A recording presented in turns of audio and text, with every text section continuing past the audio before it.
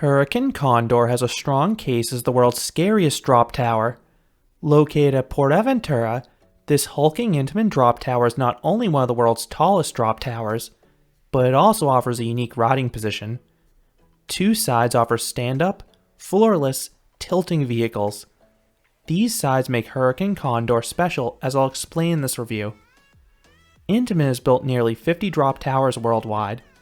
Roughly half of these have been giant drops, which has been their most popular drop tower model. Unveiled in the mid-1990s, a large majority of these rides were built between 1995 and 2000.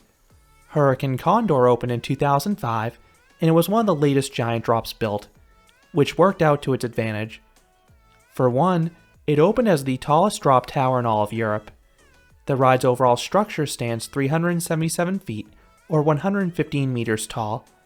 The only taller drop tower when the ride opened was Giant Drop at Dreamworld in Australia. 2. The ride features 3 seating options. Cars 1 and 2 have standard sit-down seats. Car 5 features sit-down seats that tilt at the top. Cars 3 and 4 are the most extreme cars by far. Those are the stand-up, floorless tilting cars.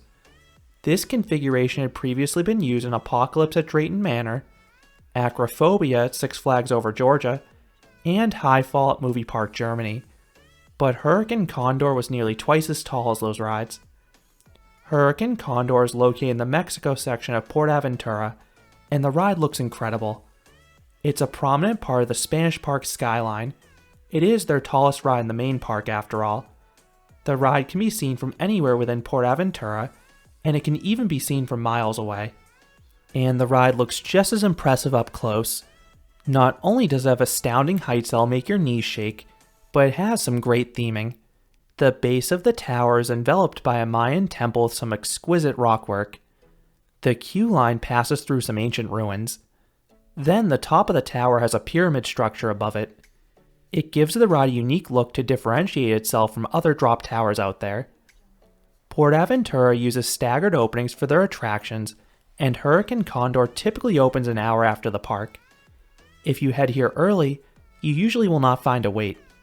This has 2 advantages. 1, you obviously don't have to spend time in line. This ride can get a 30 to 45 minute wait midday. The line also will die down towards closing. 2, the employees are more willing to accommodate seating requests when the line is short. And this is key. The different sides of Hurakan Condor give vastly different ride experiences. So it stinks you often have assigned seating here. I'm honestly shocked the queue isn't split into different lines for sitting versus stand-up. I know some people that absolutely hate the stand-up side, both from a fear and comfort standpoint. It stinks they could be forced to experience that side, or instead miss the attraction altogether. Alternatively, you have thrill seekers like me that would happily wait extra for the more unique side. The one exception I've seen is if you have a guest of larger size. The stand-up side's restraints are less accommodating, so these guests have a better shot of riding on the sit-down side. Another odd queuing choice is that this is the largest ride at PortAventura to not offer the Express Pass. Instead, there is a single rider line. It's accessible midway through the queue. This is usually a walk-on most days, so it is the best way to marathon this attraction, especially if you need to keep trying to get the desired side. At the end of the queue, you are assigned a side. On a busy day, all 5 sides will be in use. On a quiet day, a few sides may be out of commission. Each car holds 4 guests, so it can accommodate a max of 20 riders total. PortAventura thankfully loads the ride fast, and when combined with the attraction's short cycle time, that line at least moves at a brisk pace. The sides can also operate independently. PortAventura dispatches the stand-up ones together, and then the sit-down ones together. On the stand-up side, you straddle a nub and have a large over-the-shoulder harness. Unless you're crazy tall, you will have quite a bit of clearance between your shoulders and the top of the restraint, which will allow for some fantastic airtime later in the ride. I imagine taller guests will have less room, and if you're over 195 centimeters or 6'5", you actually cannot ride. Hurakan Condor begins with a slow climb out of the temple. You are pulled to the top by a coupler. You rise quite slowly until you move past the magnetic brakes. Then you swiftly complete the rest of the climb. The stand-up sides offer great views of the mountains and the front half of the park. However, you don't get too much time to take in the view. Unlike most drop towers that hold you at the top for several seconds, you only stop at the top for maybe a second or two in this one. But a lot happens in that time. 1. You get your photo taken.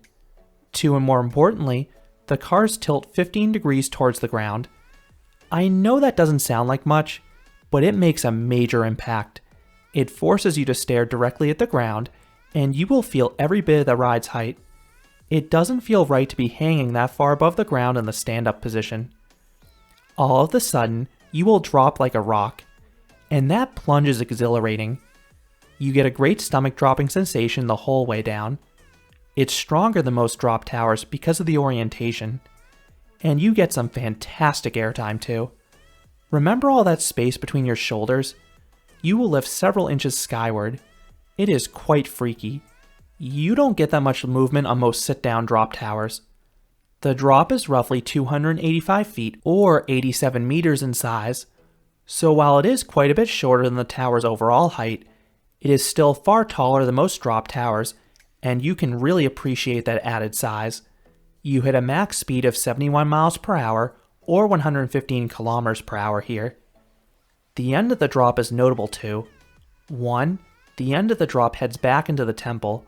This creates a really cool near miss, especially because you're forced to stare at it.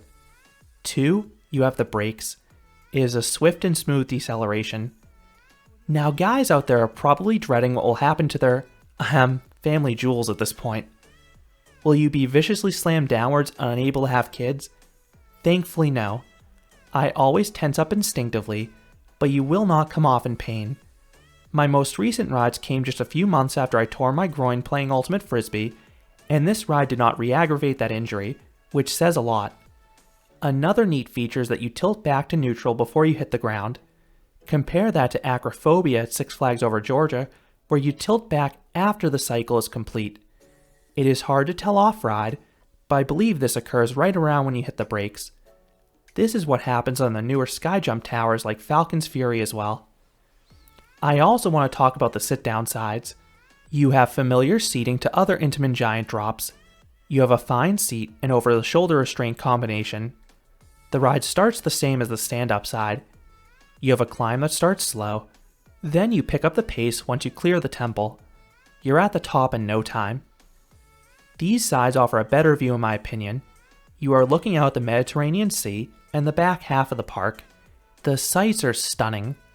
As with the stand-up side, you don't have too much time to take it in. You also only pause at the top for a second or two. During this time, all 3 sides get their photo taken. Then, Car 5 also tilts 15 degrees towards the ground. That visual makes this drop noticeably better than Cars 1 or 2. Being forced to stare at the ground accentuates the stomach drop sensation. All 3 sides do give a wonderful freefall sensation and floater airtime. The airtime is as sustained as the stand-up side, but you won't levitate as high due to the restraints. So what would I rate Hurakan Condor? I would easily give this drop tower a perfect 10 out of 10. This is one of the scariest rides in the world. It is my favorite drop tower in the world, purely off thrills. The stand-up floorless tilting cars offer one of the craziest experiences out there. You have an incredible view in anticipation, followed by a gut-wrenching drop that's plenty forceful. This ride definitely delivers in the stomach-dropping and airtime departments. Few towers offer a stronger drop, and that's even more impressive in that rare orientation.